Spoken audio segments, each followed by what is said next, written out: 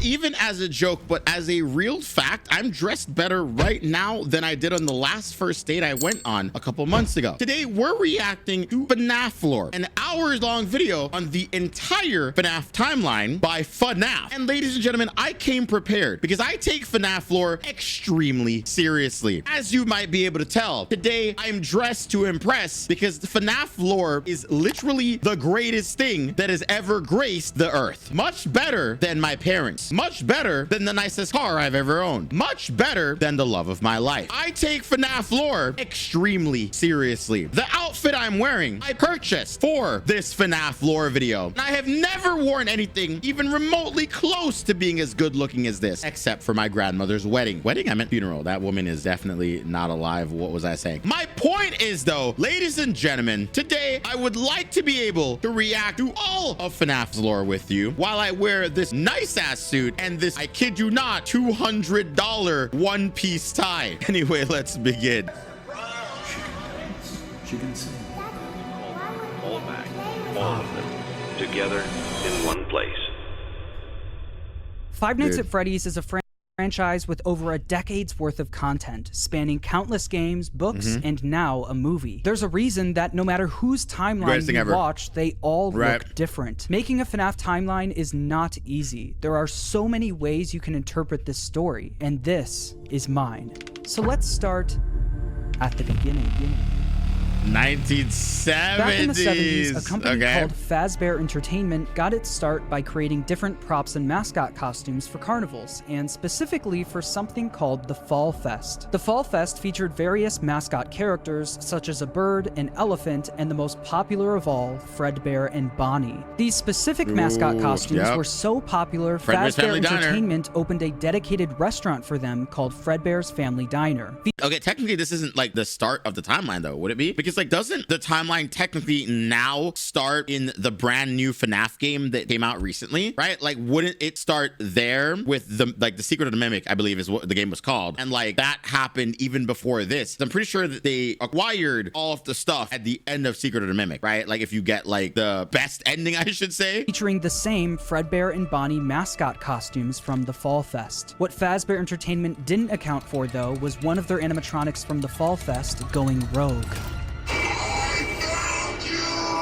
ending in a giant fire, with most of everything from the Fall Fest being destroyed.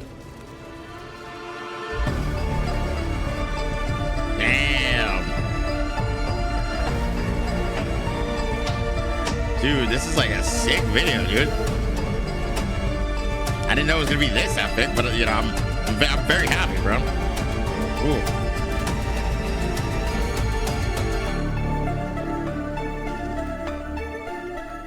The entire FNAF timeline, bro.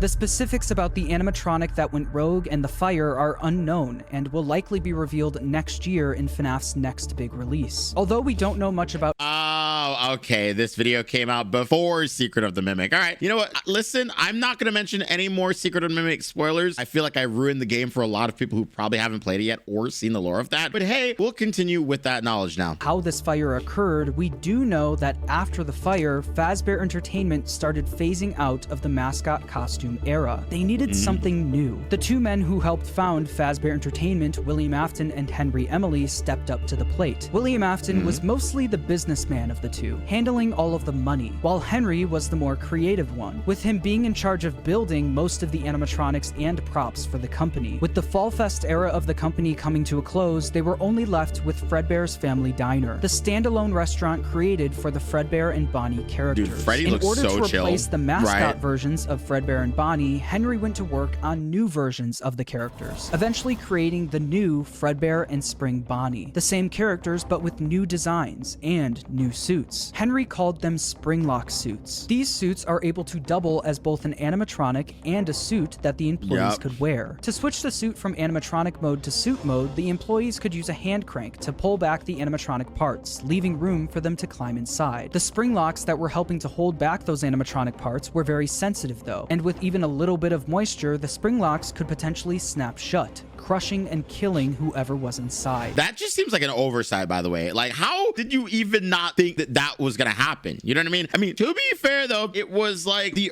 late 1900s. I don't know why I almost said early, bro. Like, that's weird. But if that ended up happening, Fazbear Entertainment had some common sense procedures set in place. In case the spring locks come loose while you are wearing a suit, please try to maneuver away from populated areas before bleeding out. That does not ruin the customer experience.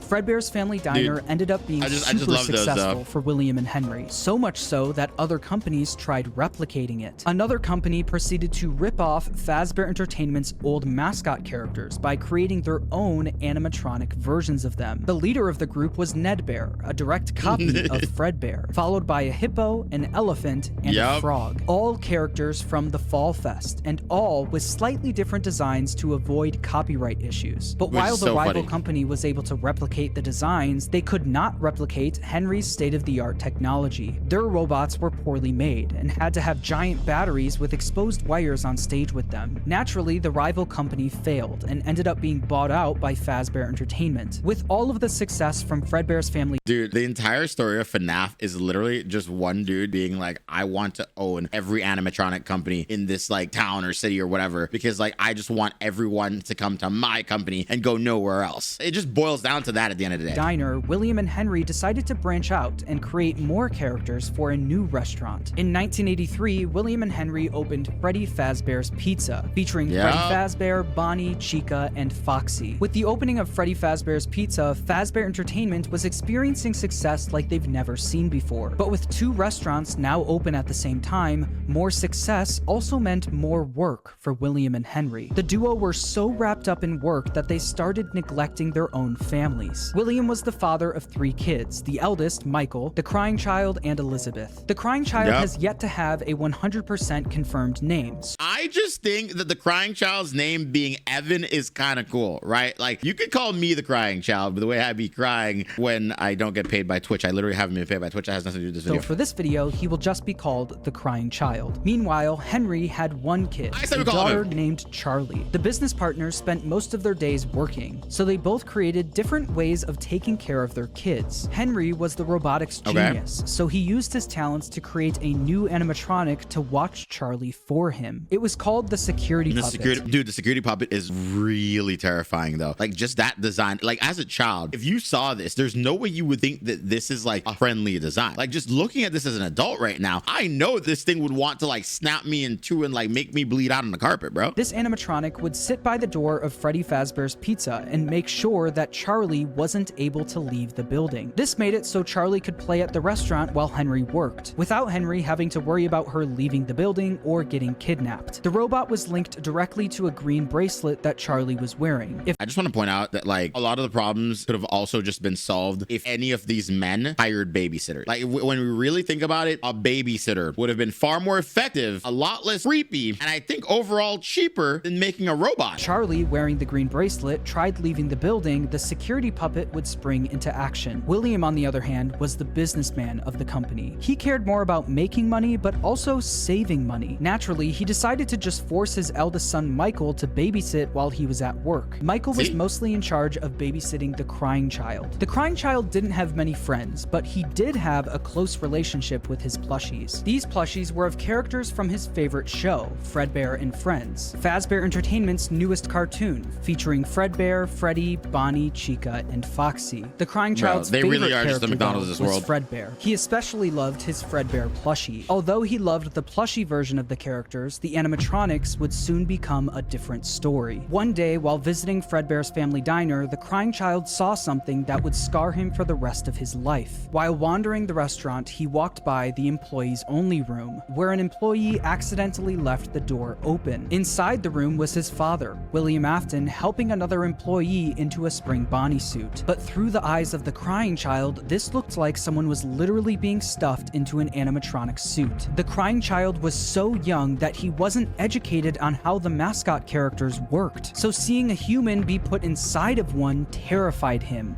Dude, that's like so sad too, right? Like, doesn't like Disneyland like have a policy as well where if you are one of the actors, you always have to role play and you cannot for the life of you like get out of character or step out out of the suit because like they want to maintain the Disney magic or the illusion, right? Like I can imagine like if they had a policy like that at Fazbear's Pizza or Fazbear Entertainment, like I feel like, you know, it would have solved the problem. To be fair though, the child did wander off. So maybe if there was a policy like that, unfortunately, he got to see the back end of things because his dad kind of ran the company. You know what I mean? Child experiences something traumatic, their brain naturally tries finding ways to deal with that trauma. The crying child's way of dealing with his trauma was by creating an imaginary friend. This imaginary friend took the form of the object he loved the most, his Fredbear plushie. His new imaginary friend Fredbear followed him wherever he went, shape-shifting into flowers, hiding behind cars and in the sewers, with nobody being able to see him except for the crying child. When the crying child was overwhelmed, the plushie would talk to him and try to calm him down. Even when the plushie wasn't around, it was still able to speak to him because it lived in his mind. While the crying child was dealing with the trauma of seeing what he thinks was someone being stuffed into a suit, his brother Michael was only making it worse. Michael knew about what happened with his younger brother and used it against him. Every day. Bro, that's like a mean older brother. That's like genuinely, I mean, it makes sense though. They're kids, right? Like kids are gonna do that like regardless, but it's so mean when you really think about it and the consequences of what happened because of it as well. While babysitting the crying child, Michael would put on a foxy mask, hide somewhere in the house, and jump scare his little brother. Wait, these animations are so sick. Wait, this is crazy.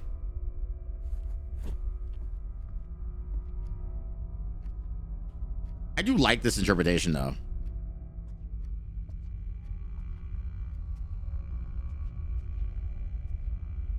From the pizzeria to your living room, you no longer have to wait to sing and dance with Fredbear and Friends. Weeknights at 8/7 Central, only on... Dude, that's nah. I can't even see anything. That's concerning.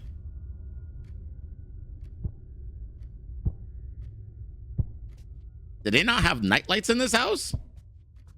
Okay, low key though, like I've lived in like houses most of my life, but like when houses are this big, you have to have night lights so people aren't tripping over things at night, or they can at least see where they're going. Like when I was growing up, again, this was, you know, the 80s, so maybe they didn't like believe in night lights in the 80s, but in the 90s, when I was growing up, dude, we had a night light on like every like outlet, like in a hallway or the living room or even in the kitchen, right? So like I don't really know how to exist in like true darkness. Like even now, when I go to bed at night, I never really turn off all of my lights. I still have lights on in the background or whatever, right? So like that's just how I survive, you know what I mean?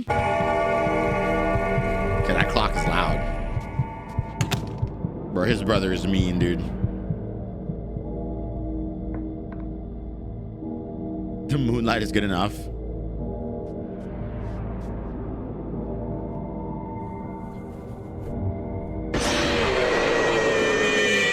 Through all of Michael's bullying, the crying child's imaginary friend Fredbear would comfort him and talk him through the situation, saying, "You know he is hiding again. Be careful. Tomorrow is another day." Michael wasn't the only one bullying the crying child, though. The local kids in the neighborhood heard about why the crying child was so scared of the pizzeria, even making up fake rumors related to what the crying child thought he saw there. "You'd better watch out. I hear they come to life at night. And if you die, they hide your body and never tell anyone." But all of this bullying... Wait, so all of this spawned from trauma. However, didn't it like technically eventually just become real though? If I'm not mistaken, right? I mean, this is his interpretation of it. So like, I don't know, maybe my interpretation is a little bit different because I thought that like some of these animatronics were at this point already kind of haunted. Would come to a head on one special day, the crying child's birthday. Ironically, his birthday party was being held at Fredbear's family diner. Because he was so terrified of being at the pizzeria, he hid under the table, not knowing that Michael and his friends were nearby, planning a prank that would go terribly wrong.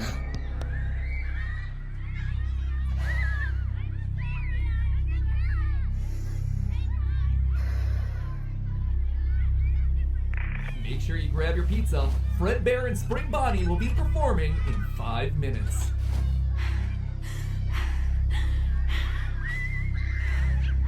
Bro is so scared, dude. That's crazy. That's insane.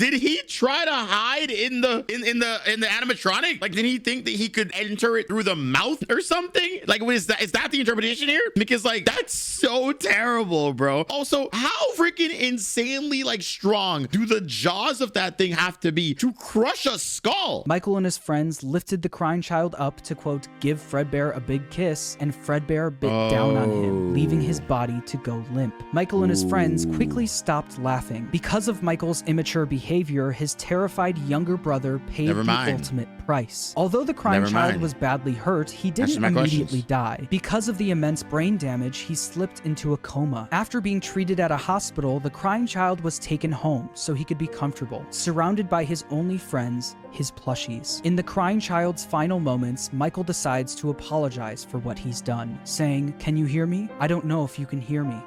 I'm sorry." After Michael speaks, the crying child's imaginary friend Fredbear, created out of the trauma he experienced, continues doing what it's done the whole time. It comforts him, saying, "You're broken. We are still your friends. Do you still believe that? I'm still here. I will put you back together." This would be the final thing the crying child hears before he dies. The crying child's spirit would then live on in the Fredbear suit, the thing that took his life. The crying child's death wasn't just an accident. It was directly caused by Michael's recklessness. This is something that Michael could potentially face jail time for, so it needed to be covered up. Since the crying child was being kept at home, no one else knew that he ended up passing away. So William and Michael ended up burying the crying child's body in the middle of the woods where no one would find him. No tombstone. So that was the point of the mini game. Dude, that is crazy, bro. Also, father, bro. Like, really? You're just hiding your kid's body out there? No. Would that also just be one of the first deaths of a child in this series? I remember once I tried doing like a drinking game where you drink every single time a child dies, which I know sounds terrible when you put it that way. But like,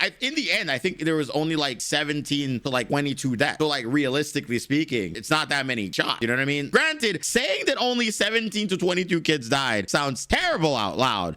You know what? We're gonna keep watching. Flowers, just a pile of dirt, an unmarked grave, and a lifetime's worth of guilt that Michael would have to live with. Shortly after the incident, Fredbear's family diner was quickly shut down, and Fredbear was completely wiped from existence. The Fredbear and Friends TV show turned into Freddy and Friends on tour. The Fredbear and Spring Bonnie Springlock suits also ended up being moved into the back room of Freddy Fazbear's Pizza, mainly being used as spare suits if one of the Freddy's animatronics broke down. The death of William Afton's youngest son was a pivotal moment in this story, specifically William Afton's story. This was the first domino to fall. A father losing his son is a traumatic situation, and while any other father would— You know what's so ironic about this? I said getting a babysitter would save you so much money, but because he technically got a babysitter, aka his son, his other child died because the babysitter, granted being another child, didn't do a good enough job, right? Which actually doesn't make my point entirely mute. It just means that if he had legitimately hired a real babysitter, one that was maybe a little bit older, like instead of like his son who was probably like a 15-year-old boy or something, I don't know the exact age, like, you know, hire like a 16-year-old girl, right? Which sounds weird to say out loud, but they're more mature than guys, and they would have actually probably been a lot better, right? They would have probably taken care of both of the boys a little bit better than the other son. You know what I mean? So the problem could have still been averted, I personally think, if they just hired a babysitter as opposed to all this other hullabaloo. Take time to grieve, be sad, and properly deal with such a big loss. William Afton took a different route. Afton definitely was upset about his son dying, but it wasn't because he felt bad for his son. It was because it was embarrassing to him. William Afton was a narcissist. He had little to no empathy. All he cared about was work and comparing himself to his business partner, Henry. Henry had a wife, a kid, and a talent for robotics that Afton was utterly jealous of. The death of the crying child sent Afton over the edge because while Henry's family was still perfect, his was now broken. Henry and William had different ways of taking care of their kids, and while Afton employing his eldest son failed, Henry's security puppet succeeded. Henry's daughter, Charlie, lived on. Afton had a hard time dealing with this feeling of embarrassment. He started becoming an alcoholic,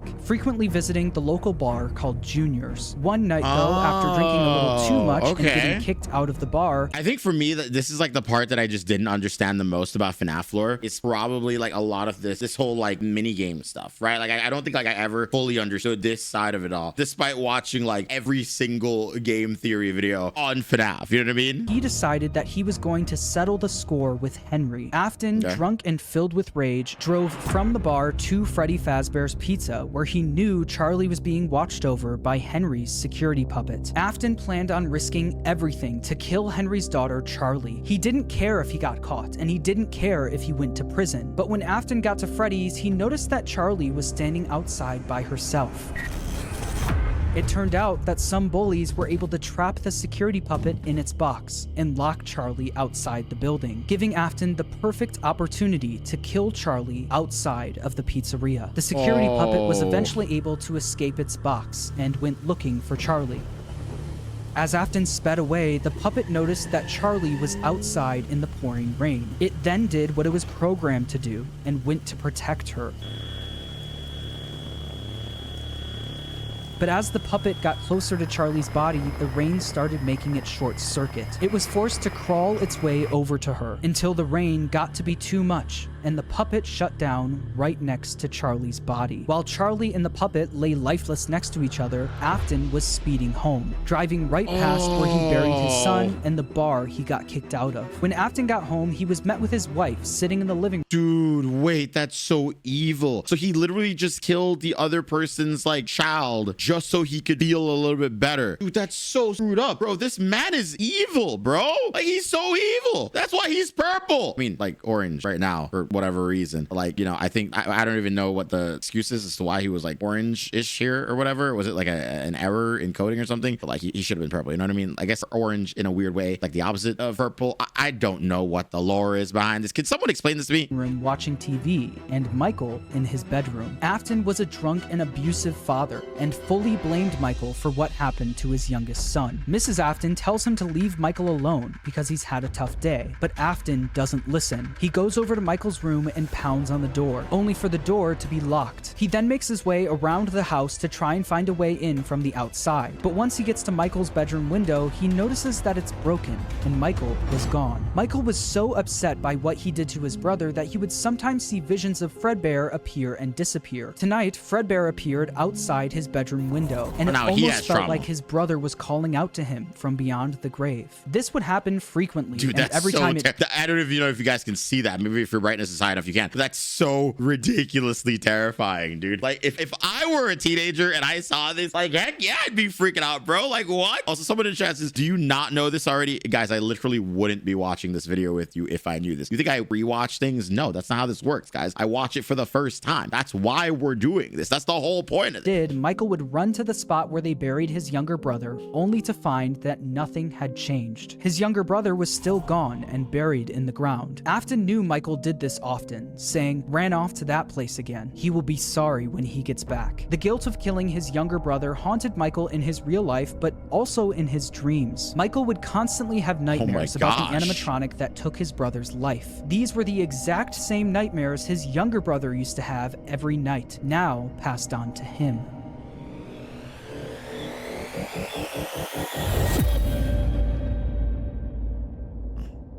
What?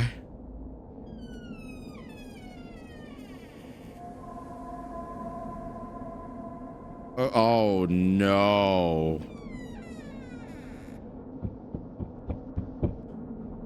Wait, is this the FNAF game where you're in the bedroom and then like you have to like you're basically doing everything like that you would do in a normal FNAF game, but then like you have to like make sure that like you don't get like jumped from the closet and all that other stuff? Like it was this FNAF like 2 or 3? I don't remember the exact game, but I do know that there was a game where the focus was like a bedroom. And so maybe is this like touching the lore of that now?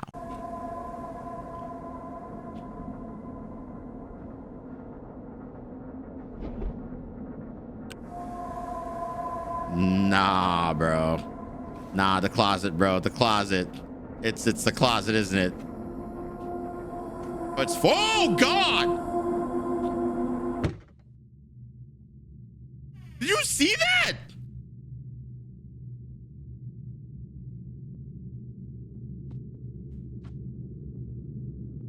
Wait, but he's interpreting it for this video as these are just traumatic children, whereas I think Pat interprets it as, oh yeah, no, these events are like actually happening to the children. It's just fun seeing like an actual like different interpretation. I do still like this though. I do still like this.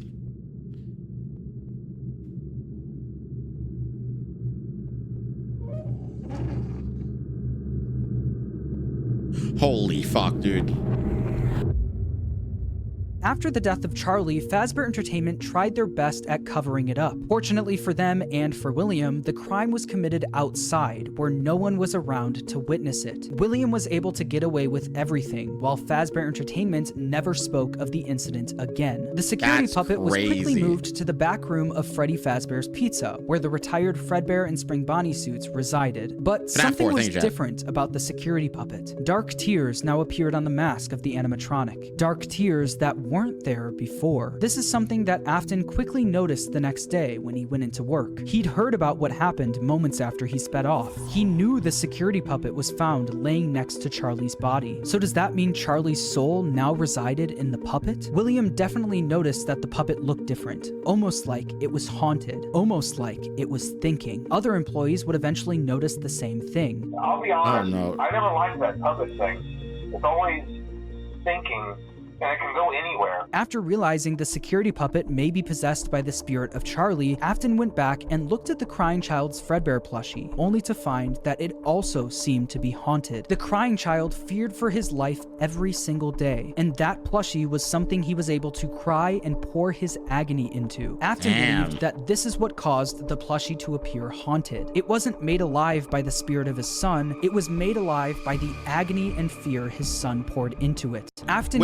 Okay, hold on, because they mentioned earlier that the crying child inhabits the Freddy Springlock suit, but his agony inhabits the puppet. Is that how that works? I don't know. I'm a little confused, but okay, I'll follow along. Quickly became obsessed with the concept of haunted objects, and more specifically, the power of human emotion. He needed to find out if this is something he could take advantage of. Afton then used all of his money he made from Fredbear's and Freddy Fazbear's Pizza to build a giant underground facility directly under his house. It was here that he would try to recreate what happened with his son, to recreate the fear and agony he experienced. In order to do this, Afton didn't take any chances. He needed to replicate exactly what his son went through every day. In order to do this, Afton built a replica of his house underground, along with his son's daily walk to Fredbear's family diner. He also built a makeshift bedroom where he could force kids to have the same nightmare every night. Afton would sit in his office watching them on the cameras that could be accessed using the passcode 1983, the year his son got bit. The bot 83. He also kept the crying child's which is not the bot of 87, which I know is a thing that a lot of people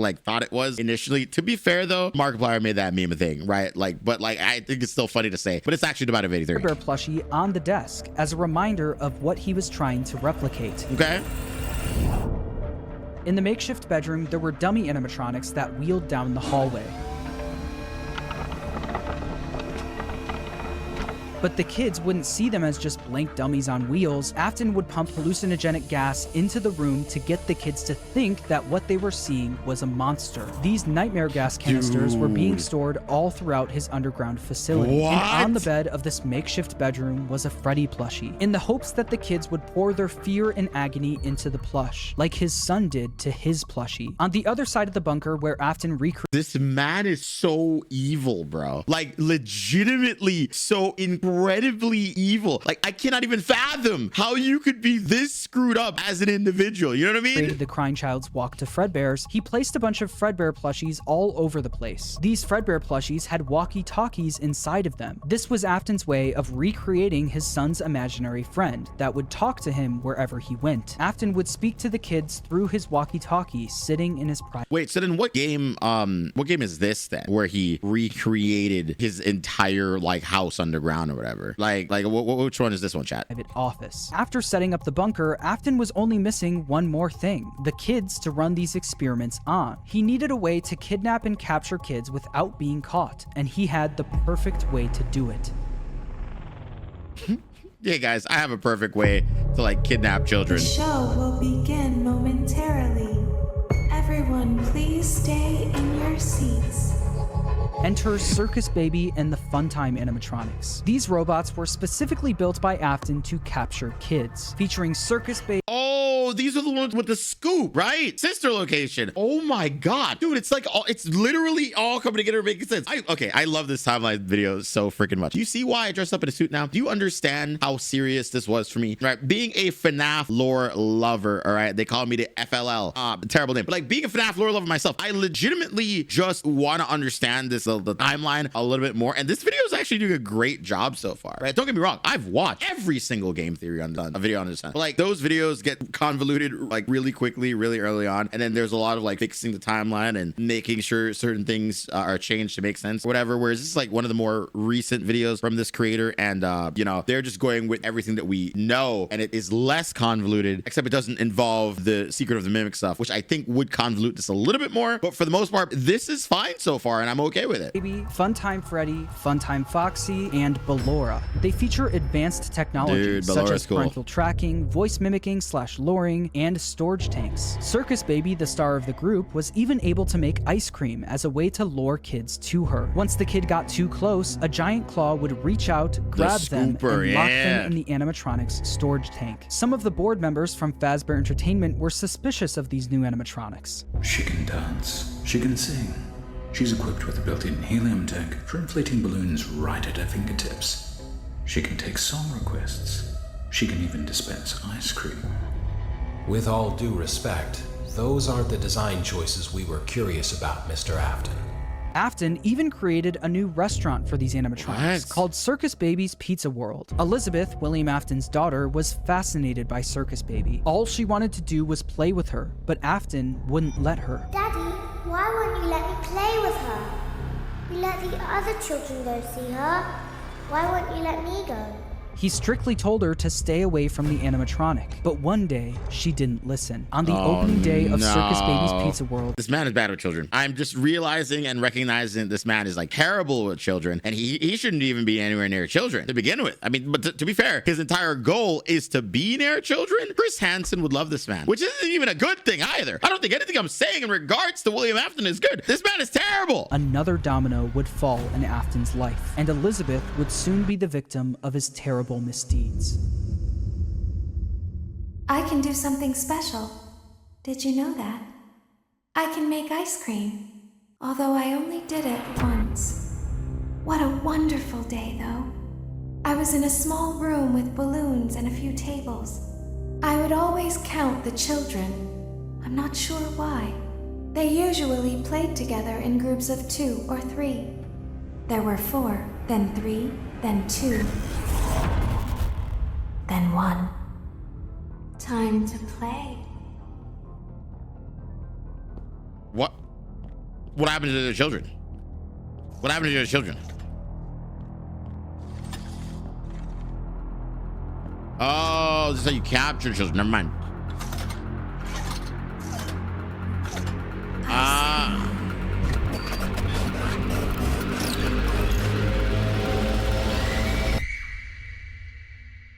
And then you get scooped. I get it now. Something happened when there was 1. I was no longer myself. There was screaming for a moment, but only for a moment.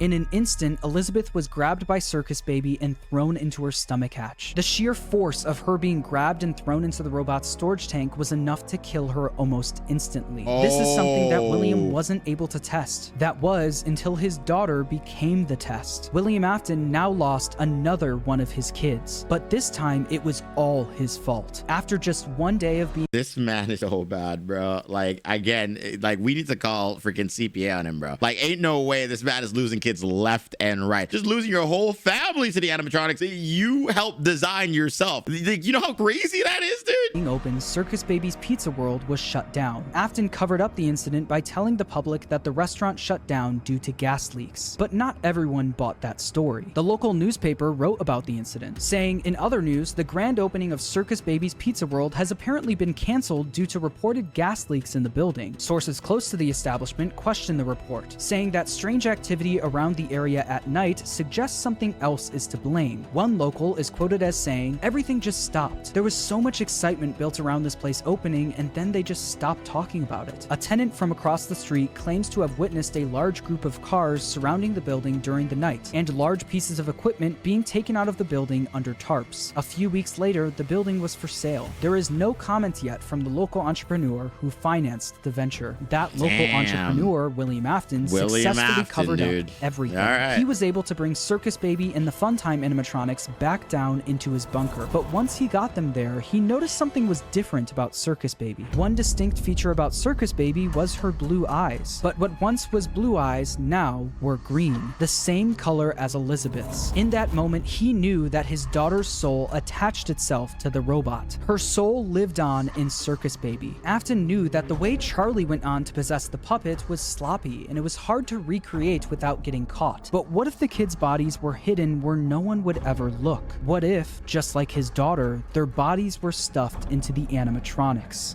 That's so vile, dude. Like you just accidentally create this haunted robot, and your first thought is, what if I scoop more? What if I lure them into my facility and scoop them up so they can possess more of my animatronics? That's weird. Afton, Elizabeth's death quickly went from just another inconvenience to a scientific breakthrough. Afton was one step closer to harnessing the power of life itself. But one successful experiment wasn't enough. Just like the fear experiments he built in the bunker, he needed to replicate exactly what happened. He needed to recreate the accident, and he knew exactly how he was going to do it. Using the Funtime animatronics again wasn't an option. Circus Baby's Pizza World was shut down, and the public was already getting too suspicious of the animatronics. But he didn't need the Funtime animatronics. He was going to run the experiment himself.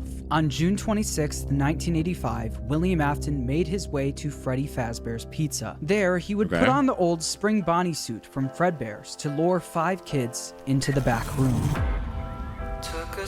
Bro, how many children, bro? Have you guys been keeping track of how many kids have died so far? All right, like at this point in the video, I want you to comment down how many kids have died, and then like later you're gonna edit it at the end of the video so we can have a total, right? That way, like we can all collectively understand how many children have died, because this is crazy. This man is insane, and he's already planning to kill 5 more of them. Like, brothering, right, dude?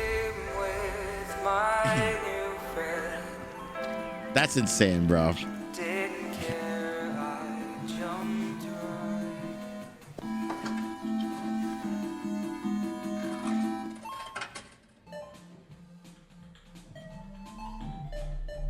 Oh no. Hello. Oh, that's when he wore the suit himself. Oh, that's why he started putting on the suit. Swim with me.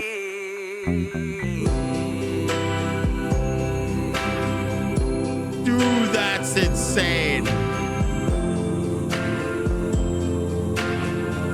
That's so crazy, bro.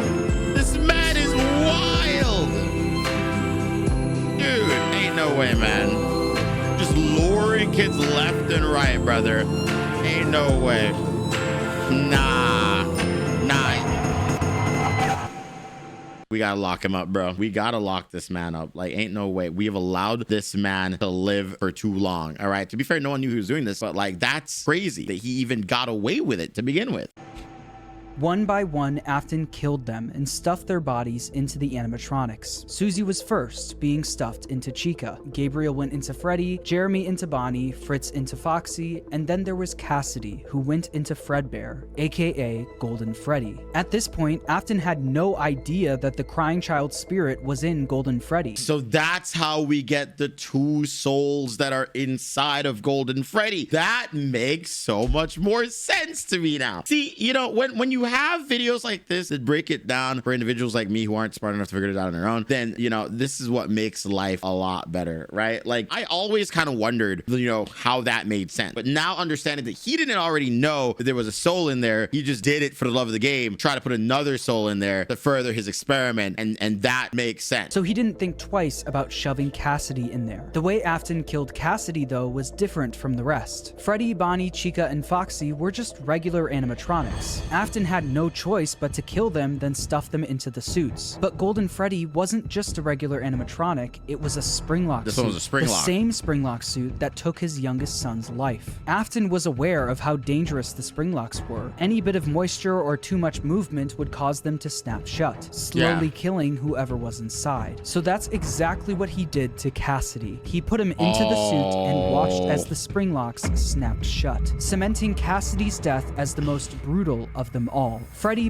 That is so freaking screwed up, bro. Like every other child, he just offs instantly, but slowly watches this one just get crushed to death inside of that suit. Like even the thought of that is just so freaking like weird to me, dude. Like he like willingly did this too. That's crazy. Bonnie, Chica, Foxy, and Golden Freddy weren't the only animatronics sitting in the back room of Freddy Fazbear's Pizza, though. They were joined by the security puppet, which contained the soul of Henry's daughter, Charlie. Once Afton was gone, Charlie jumped into action, almost acting as a guide for their souls, properly giving them life inside of each animatronic. After the incident, the kids were quickly reported missing by their families, and although the security cameras caught Afton luring the kids away, he wasn't able to fully get in trouble. Since he was wearing the Spring Bonnie suit, they were never able to prove it was actually him. Afton also hid the kids' bodies where no one would ever look, so the bodies were never found. Unbelievably, Afton was able to get away with yet another crime. Because of all the bad press that came from the missing children's incident, people stopped coming to the pizzeria. After months of customers no longer showing up, Fazbear Entertainment officially shut down Freddy Fazbear's Pizza.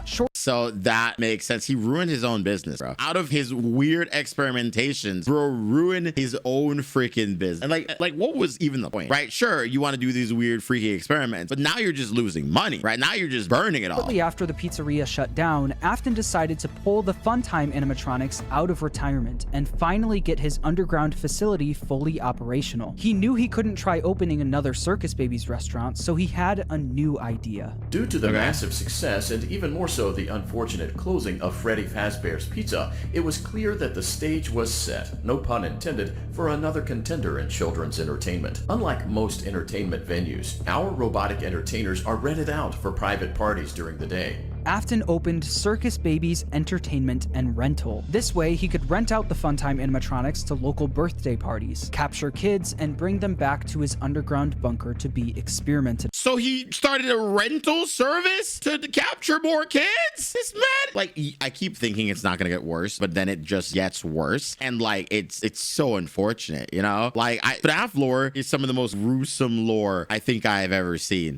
While Afton was running his rental business, Fazbear Entertainment was determined to try opening another pizzeria. In the summer of 1987, Fazbear Entertainment opened the new and improved Freddy Fazbear's Pizza, this time with brand new versions of their original characters. Oh, these are the sexy versions, right? Or the sexy Chica is here at least. But like the others are like, I mean, okay, what I said was probably really weird, but like this is where we see Schoolgirl Chica, I think, the game that this one featured in. So like, I personally like Schoolgirl Chica, and I will not elaborate on this at all. These were called the toy animatronics, and they were once again built by Henry. Henry was aware of what happened in 1985, and especially of what happened to his daughter, so he was determined to make sure that never happened again. These new toy animatronics were equipped with facial recognition systems that were linked directly to a criminal database. The security puppet was also brought out of retirement, but instead of working security, it sat quietly in the prize corner. Freddy, Bonnie, Chica, Foxy, Golden Freddy, and Spring Bonnie were also moved to the new pizzeria, and it's revealed that these animatronics were mostly used for spare parts. By now, I'm sure you've noticed the older models sitting in the back room. Those are from the previous location, and we just use them for parts now. The idea at first was to repair them, but they were just so ugly, you know? And the smell. This means that the haunted metal of the original Freddy's animatronics was now being put into the toy animatronics, causing the toys to also now be possessed. After Afton got away with the first set of murders, he needed to see if the kids' spirits were possessing the animatronics. In order to see for himself, Afton went back to work at the new pizzeria as a daytime security guard. While Afton was working the day shift, Jeremy Fitzgerald was working the night shift. Jeremy worked there for 5 nights, and unfortunately for him, time, because the kids possessing the animatronics were killed by an adult, they were extremely aggressive to any adult they encountered. That's why you have to like wear the animatronic suits or whatever in that game. That makes so much more sense now, dude. All right, I'm locking it in. I'm locking it in on the lore. I think that, like, you know, I'm taking notes in my head right now, and I think I'm understanding. Are you guys understanding while you're watching this? Right, because like I'm like becoming one with the FNAF lore now. They interact with the kids just fine, but when they encounter an adult, they just stare. Meanwhile, Afton decided to pull the same trick he did at the old Freddy's location, gaining 5 more victims. Someone used one of the suits. We had a spare in the back, a yellow one. Someone used it. Afton used the Spring Bonnie suit to pull the same stunt again on 5 more kids. But as he was committing the murders, Charlie from inside the puppet was actively trying to save the kids. She tried enlisting the help of the other animatronics, but it was too late. Afton had already finished what he started. Not only that, him seeing the puppet and Freddy walking around the pizzeria trying to stop him was all the proof he needed that his experiments were successful. The kids he put into the original suits were haunting the animatronics. But there was one problem. Afton knew that the haunted metal of the endoskeletons was the key to everything, but the animatronics were trapped at the pizzeria. There was no way he could bring them back to his underground bunker. He couldn't get to the animatronics if the pizzeria was still open and active, so he needed to find a way to make sure the pizzeria shuts down and fast. Instead of stuffing the new set of victims into the toy animatronics, he decided to leave the kids out in plain sight, scattered throughout the pizzeria. This was a guaranteed way to get the pizzeria shut down. A few hours after Afton committed the murders, Jeremy Fitzgerald showed up for his night shift, unaware of what happened that day. Hello? What on earth are you doing there? Didn't you get the memo? The place is closed down, at least for a while. Listen, just finish your shift. It's safer than trying to leave in the middle of the night. We have one more event scheduled for tomorrow, a birthday. You'll be on day shift. Wear your uniform, stay close to the animatronics, and make sure they don't hurt anyone, okay? The next day, during Jeremy's day shift, one of the animatronics bit him in the head. This was infamously known as the bite of 87. Meanwhile, Afton... That's the bite of 87.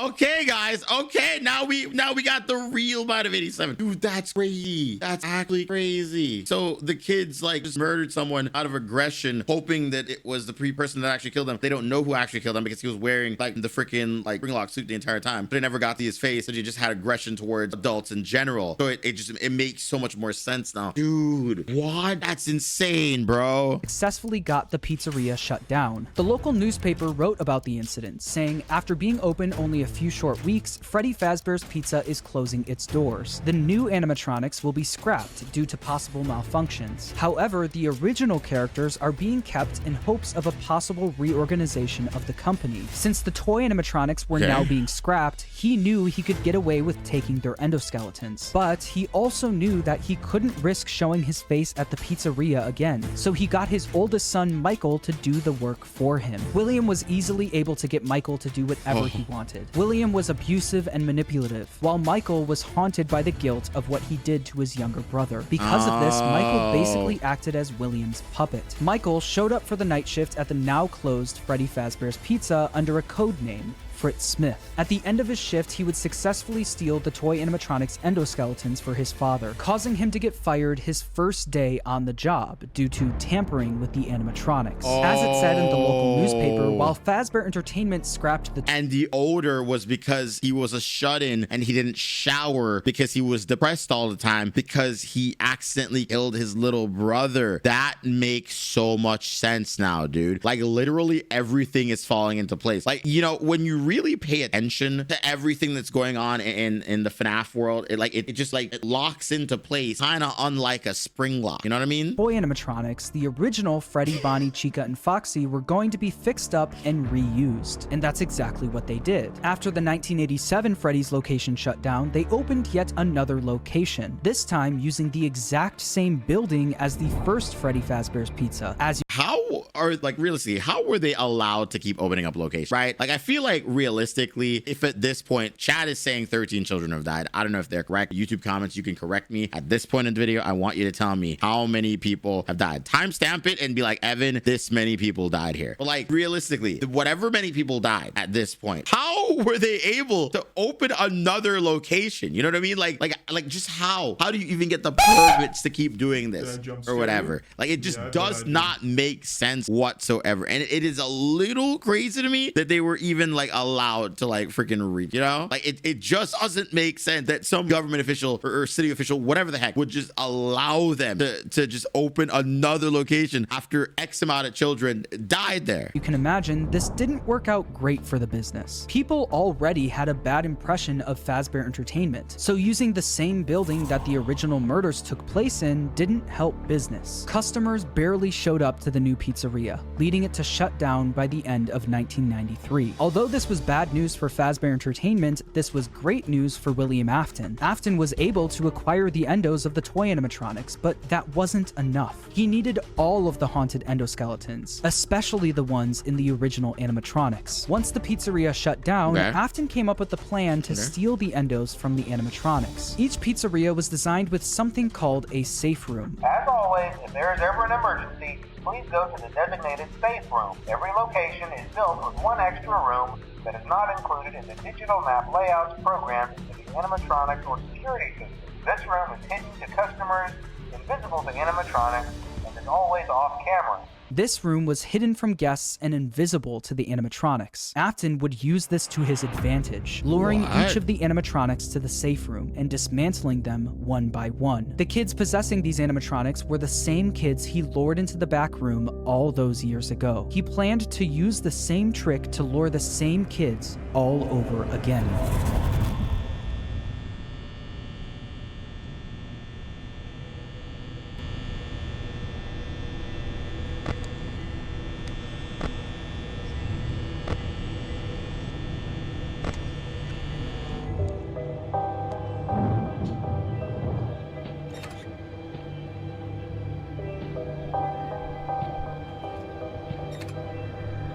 That's crazy, bro. Bro, that's crazy. I'm sorry. I'm silent in this section because I was trying to lock in. Which I know doesn't help for a reaction video, but like,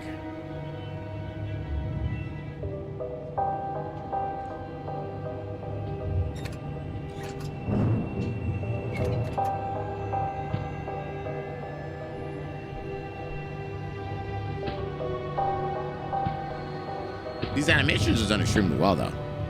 You know?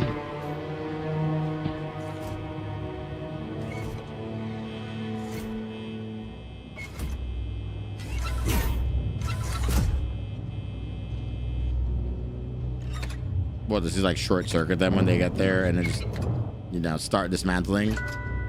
Does he have like a magic screwdriver?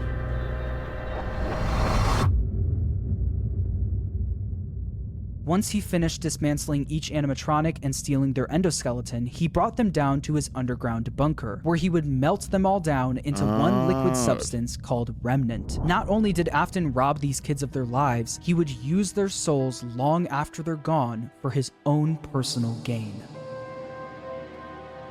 Oh.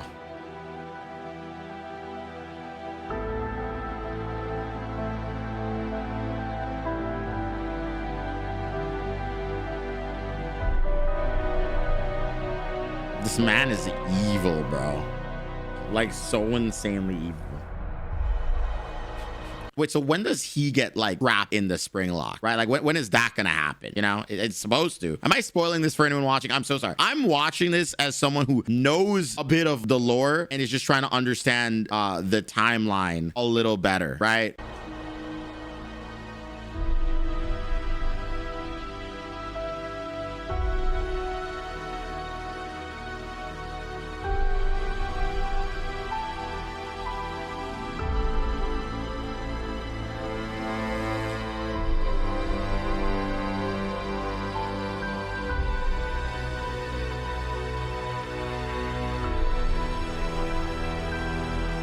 After murdering so many children, Afton then decided to melt their endoskeletal ghost cells down to make remnant so he can then murder more children. How many times can I say that in a YouTuber before YouTube gets mad at me?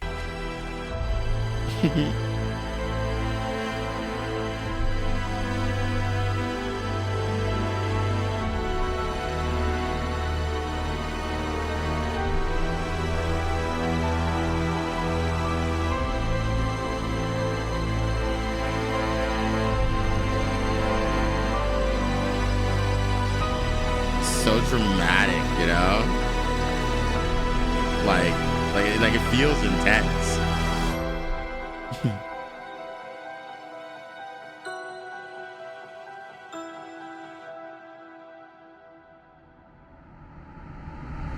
By melting down the endos, he successfully created Remnant. This substance, containing the spirits of all of the missing children, was silver in color, and if kept at the right temperature, was malleable. Afton didn't want to risk testing the Remnant on himself, so he injected it into the Funtime animatronics. Once he did, the animatronics jumped to life. The experiment had worked. William Afton unlocked the power of life itself. After his successful experiment, he went back to Freddy Fazbear's Pizza to collect his old Spring Bonnie suit. But once he got there, he was met with the spirits of the 5 missing children, trapping him inside the safe room. Cassidy, the spirit inside Golden Freddy, chased Afton around the room and forced him to get into the Spring Bonnie suit. Cassidy was the most vengeful spirit of them all. Being spring-locked in the Fredbear suit was a painful and slow death, and he wanted to make sure that Afton knew what that felt like. At this point, Afton knew how a spirit could live on. As long as he was inside the suit, he knew he'd be back.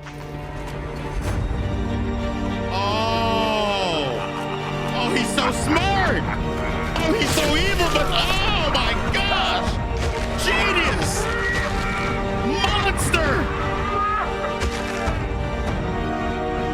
Dude!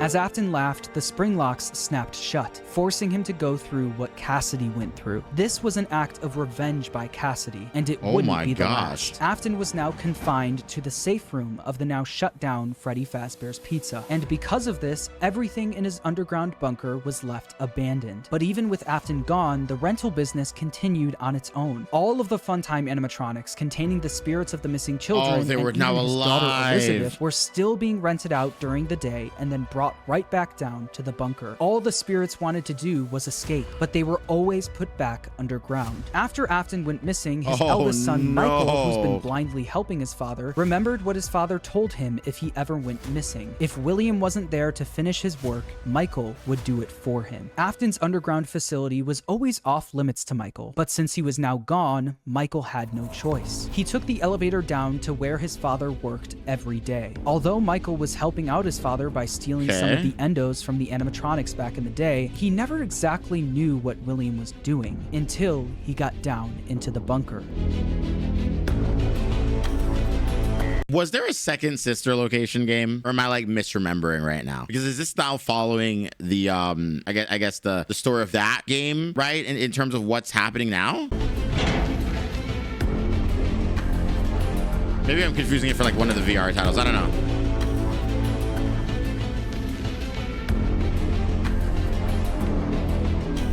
Over the several days he visited the bunker, he learned more about what his father was up to. He learned about the massive facility his father built, complete with multiple rooms conducting fear experiments. He learned the truth behind the Funtime animatronics and how they were actually designed to kidnap kids. And he learned through the voice of Baby exactly how his sister died. A little girl, standing by herself.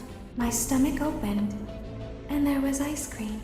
I couldn't move, at least not until she stepped closer. But as the week went on, Baby was conducting a plan of her own. A plan to escape the bunker, using Michael's body. Elizabeth was no longer the person Michael remembered her as. She was entirely devoted to her father, and would do anything to make him proud of her. At the end of the week, all of the Funtime animatronics endos were scooped out, with all of them combining into one animatronic, called Ennard. This creature, containing the spirits of the missing kids and Elizabeth, knew. So this is how Ennard was made. Wait, okay, because I always kind of wondered like how Ennard just came to be, right? For me, Ennard was one of the more terrifying ones. They wouldn't be able to escape the bunker looking like an animatronic. They needed a human body to walk around in.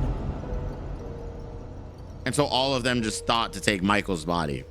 You are in the scooping room now. Funtime Foxy has already been here today. Funtime Freddy has already been here today. Alora has already been here today. Circus Baby has already been here today.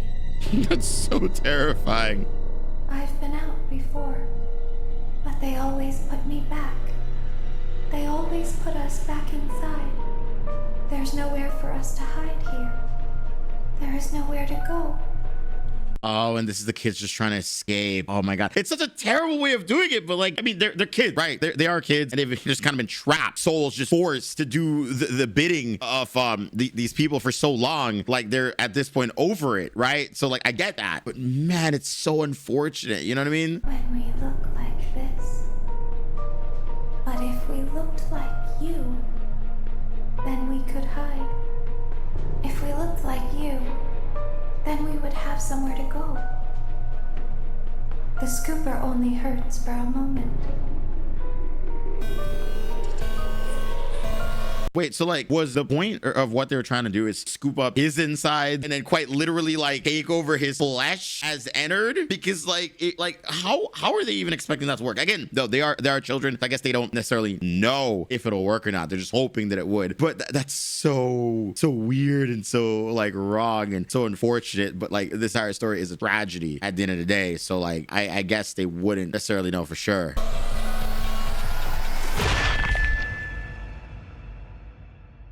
Michael Afton's insides got scooped out and replaced by Ennard, helping so all they of the successfully souls did that. to escape the facility. That explains that image now. I always wondered where that image came from, but it explains it now. Every passing day after this happened, Michael looked more and more like a walking zombie. His skin was starting to turn purple, and people started to notice. Michael's body was no longer a good disguise for Ennard, so Ennard ejected itself from Michael. But because the scooper was also a remnant injector, when Michael Afton was scooped, he was also injected with Remnant. The Remnant made it so even after Ennard was gone, he was still able to survive. With Michael now back in full control of his body, he had a new mission. Although he did, one way or another, successfully free his sister from the underground facility, he also learned about all of his father's terrible misdeeds. His loyalty to his father turned to disgust. It was time for him to end all of this. Father, it's me, Michael. And is this where he decided to like try to like do the thing? Oh my God, wait, this is so cool, dude. I did it. I found it. It was right where you said it would be. They were all there. They didn't recognize me at first, but then they thought I was you. And I found her. I put her back together, just like you asked me to. She's free now. This relationship, Something's sister. wrong with me. I should be dead, but I'm not. I've been living in shadows. There is only one thing left for me to do now. I'm going to come find you. I'm going to come find you. Michael would spend years searching for his father with no luck, until a new ad in the local newspaper caught his attention. Someone decided to open something called Fazbear's Fright, the horror attraction. Local amusement park is getting ready to scare your socks off with a new attraction based on the unsolved mysteries of Freddy Fazbear's Pizza. Yeah, like who's running these companies? That's right. Like what the heck is going on here? Like again, how are we even allowing this franchise to keep going despite the fact that there is so many deaths surrounding it and so many missing kids? You know what I mean? Featuring actual relics from the decades-old pizzeria, Wow. this new attraction is guaranteed to bring back your childhood in the worst possible way. As if using the crimes of his father to make a profit wasn't bad enough, they also went back to the old pizzerias and collected any objects they could find to put on display at the attraction. Michael immediately applied for the job of the security guard with the sole intention of burning the place to the ground. When he got there, he saw the remnants of his past, the shells of all of the animatronics animatronics, missing every single one of their endoskeletons. He knew they could only find the shells of the animatronics because he and his father stole their endoskeletons all those years ago, leaving only the shells behind. On day 2 of working at the attraction, he got word that they found a real animatronic. You're not gonna believe this. We found one.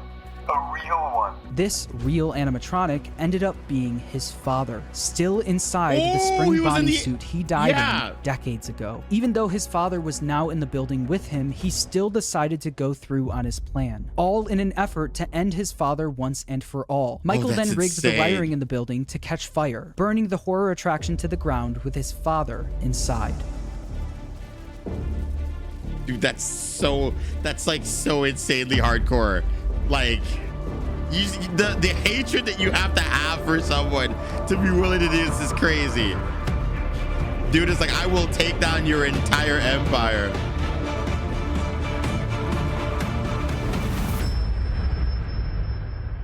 The local newspaper would write about the fire, saying a new local attraction based on an ancient pizzeria chain burned down overnight. Authorities have not ruled out foul play, but at the moment it seems to have been caused by faulty wiring. Although the fire destroyed most of everything in the building, William, miraculously, was able to survive. William was now free, roaming the outside world along with the souls of the missing children, Elizabeth, and Charlie inside the puppet. Since Michael wasn't able to end everything, someone else needed to step in. That someone was Henry Emily. Afton's old business partner and father of Charlie heard about the fire at Fazbear's Fright, along with the rumors of the various animatronic creatures now roaming the streets. Henry was determined to put an end to all of this.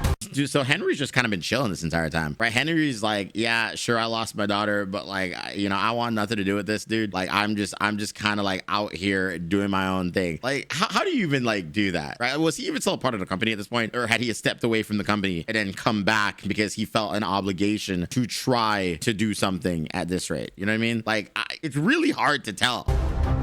Maybe you guys can fill it in for me. It's only now that I understand the depth of the depravity of this creature, this monster that I unwillingly helped to create. As if what he had already done wasn't enough. He found a new way to desecrate, to humiliate, to destroy. As if the suffering wasn't enough. The loss of innocence, the loss of everything to so many people. Small souls trapped in prisons of my making, now set to new purpose, and used in ways I never thought imaginable. He lured them all back to a familiar place, back with familiar tricks. He brought them all together. Are they still aware? I hope not. It keeps me awake at night. I could make myself sleep, but not yet. Not until I undo what he has done and heal this wound. A wound first inflicted on me, but then one that I let bleed out to cause all of this. He set some kind of trap. I don't know what it was, but he led them there again. He overpowered them again, and he robbed them of the only thing that they had again.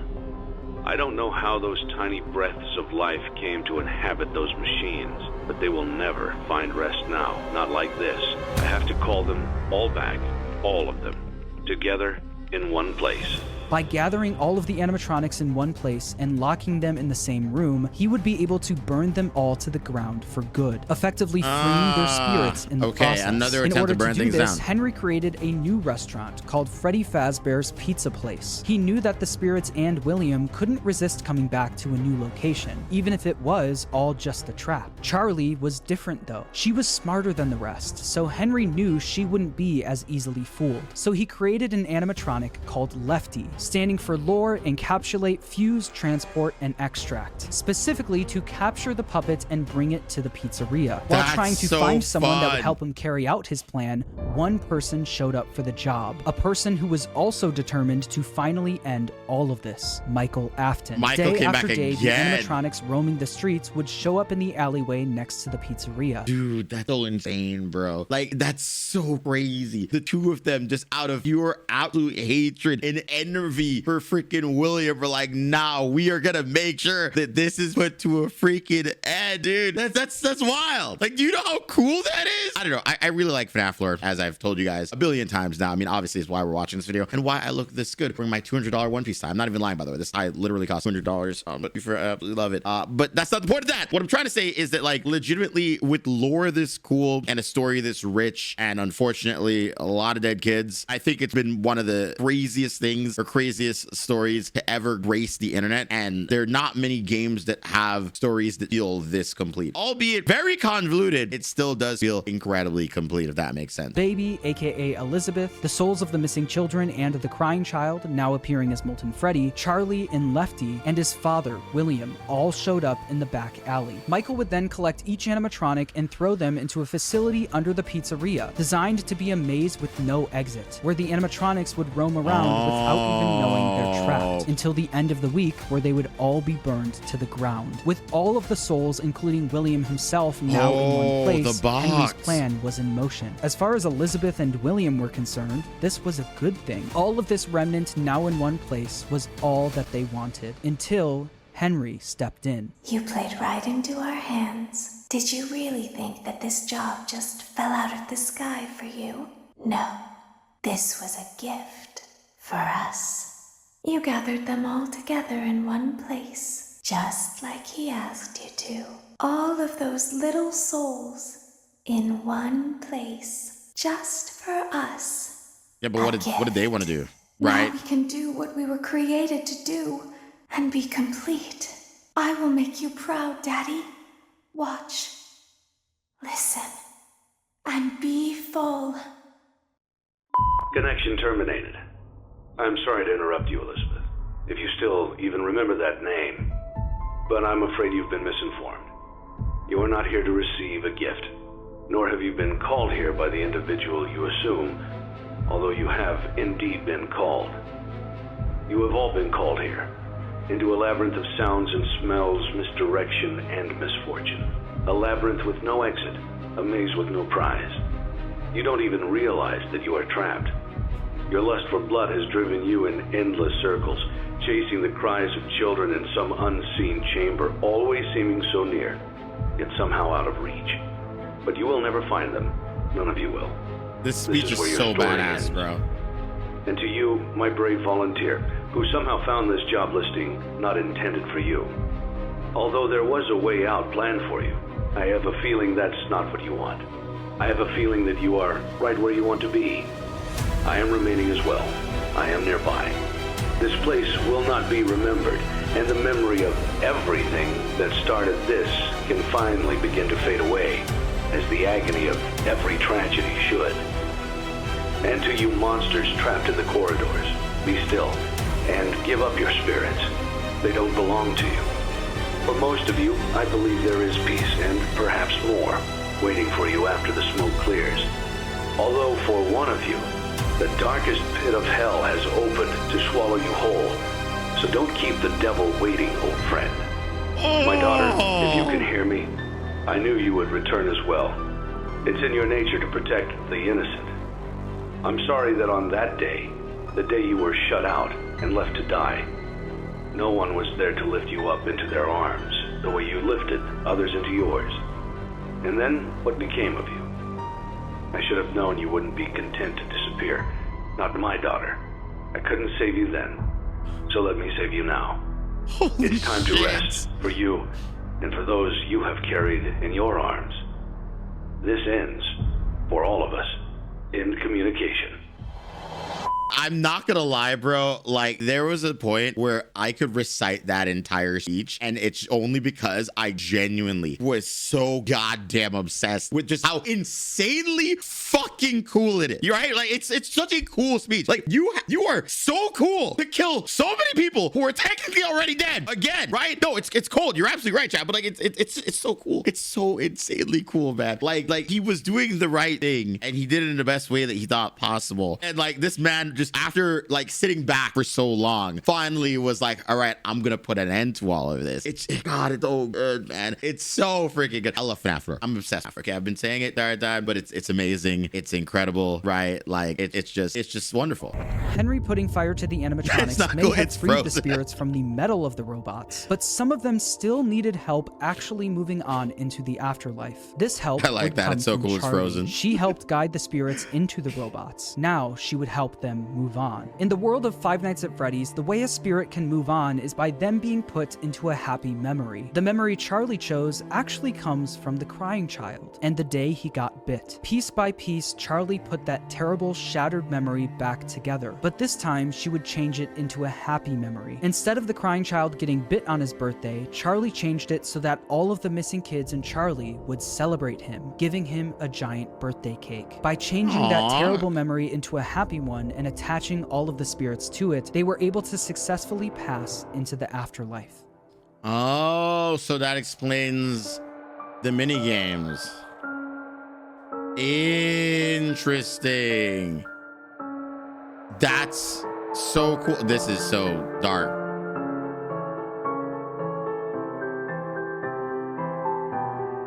Dude. FNAF lore is built different, bro. The FNAF lore is just literally built extremely different. Like I said, they were all able to move on, except for one.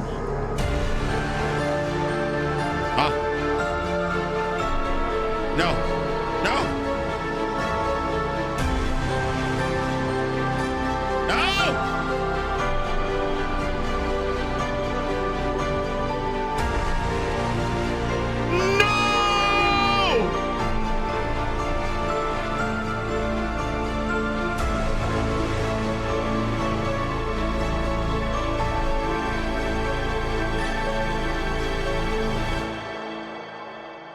Cassidy, the most vengeful spirit of them all, wasn't done yet. He decided to attach his soul to Williams, making sure that William was unable to move on. By attaching his spirit to Williams, he was able to trap Afton in an endless loop of death. He made Afton relive every one of his terrible misdeeds. The fear experiments, his underground bunker, and the pizzeria where Cassidy was killed. Afton experienced all of this while being attacked and killed over and over again by all of the animatronics from his past. Wait, so is that the random game that dropped that that one time where it's like has like nightmare modes and stuff like that? Is that this game now? Wait, that's so crazy. I didn't know that, dude. It's all making so much sense, bro. This is dead. Every time an animatronic would attack him, Cassidy would be there, reminding him that the suffering will never end. We've only just begun. Custom night, thank you. I will never let you leave. I will never let you rest. He tried to release you. He tried to release us, but I'm not gonna let that happen. I will hold you here. I will keep you here, no matter how many times they burn us. Cassidy knew that Afton didn't deserve the afterlife. He deserved to pay for what he's done for all of eternity. That's so But evil. If you keep up with the franchise, you know that that's not the end of the story. Like I said at the beginning of the video, making a FNAF timeline is not easy. No matter what anyone says. Crazy. In broad strokes, you can explain the basic plot, but once you get down to the motivations and the why of everything, you have to start filling in the blanks yourself. Some people who've helped me fill in the blanks that I'd like to shout out are Rytoast for his theory about Cassidy being spring-locked in Golden Freddy. I think that makes a lot of sense and is really satisfying for the narrative. Also, I'd like to shout out MattPat for his theory about Midnight Motorist. After trying to figure that minigame out for years, I think your explanation makes the most sense. It's important for me to say that no one except for Scott Cawthon himself knows the exact story he was trying to tell. So I'm gonna be honest with you, bro. I think Scott was making it the heck up while he was going along with it, bro. Like, let's be real, right? Like, there's no way you can write a story this good and not, well, I mean, actually, that's just how storytelling is. You're just making it up as you go on. Never mind. He's a genius. Please make sure to watch other people's timelines as well and come to your own conclusion on everything. And when the time is right, I'll be back to tackle the newer games in this franchise. Until then, make sure to subscribe. And I'm hoping you did. Watching. I'm hoping you did, man. That was great. What a absolute banger of a freaking video, dude. I told you guys the suit was necessary, right? You guys maybe didn't want to believe that initially, but the suit was necessary to watch FNAF lore. I mean, how else would you watch FNAF lore? I told you this was one of the most important moments in my life, and I meant that, okay? Literally, the first date that I went on a few months ago, dude, I didn't even look this good, okay? I wish I had looked this good. Actually, in hindsight, I probably should have worn this on a date. I mean, she probably would have enjoyed that a little bit more. But you know what? It doesn't matter because we wore the suit for FNAF lore videos instead. And from now on, when I take something seriously, we're busting the suit back out. So guys, if you want more crazy videos like this where I react to like lore for the first time on something, please let me know in the comments down below. But also, you know, hopefully you guys enjoyed this. So subscribe to the channel if you haven't already. And dude, I'm willing to talk FNAF with you at any moment on my Twitch stream, which is where we react to. So please join on Twitch, twitch.tv/evanitoart. See you guys in the next video. Take care, peace out, and have a wonderful rest of your evening. Bye.